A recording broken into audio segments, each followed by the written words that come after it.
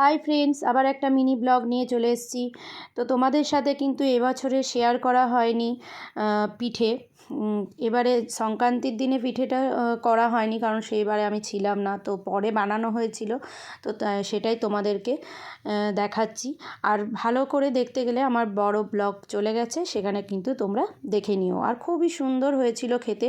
আর শীতের গাজরের হালুয়া তো খাওয়া হয়নি, তার জন্য আমি একটু গাজরের হালুয়াও বানিয়েছিলাম।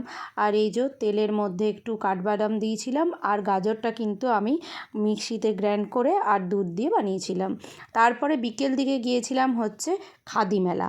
খাদি মেলাতে এমন কিছু জিনিস নেই দেখলাম, বসেনি, প্রচুর জিনিস বসেছে। শুধু শাড়ি, শাল এই সকল নয়, মাটির জিনিসও বসেছিল। আর সব থেকে আমার খুব ভালো লাগলো, এই যে জিনিসগুলো দেখছো, এটা না পুরো নারকেলের যে টাটি ওই দিয়ে তৈরি হয়েছিল।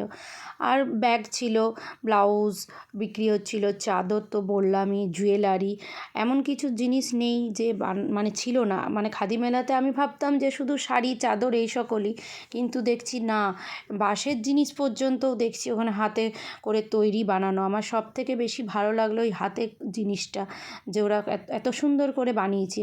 তারপরে আমার একটা ফ্রেন্ডের সাথে দেখা হয়েছিল, ছোটোবেলাকার ফ্রেন্ড, এখানে ওর বিয়ে হয়েছে, তো তার সাথে দেখা হলো। আর চুড়ি আমার একটা খুব পছন্দ হয়েছিল, কিন্তু আমার সাইজে হলো না, তার জন্য নিলাম না। তো যাই হোক, এরই সাথে ব্লগটা শেষ করছি।